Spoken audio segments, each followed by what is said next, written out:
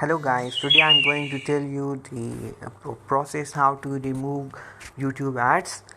So you guys, you have first to go to the YouTube application. Like in my phone, you can see YouTube, and on this you can check that there is a about icon.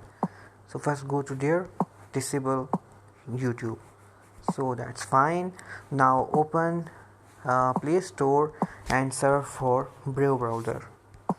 So download and install Brave browser. When you install the Brave browser, just open it. You can check that there is Brave browser icon. Brave. So go to this and open YouTube. Now there is no more ads in YouTube. You can check anything. You can check videos. You can check different videos, and definitely there will be no ads. So there you can see that I'm not getting any ads on this listing. And also if I open any YouTube application, so it will there will be no ads.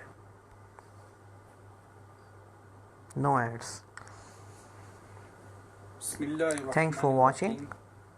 Please keep watching my videos and subscribe my YouTube channel. Thank you. Bye bye.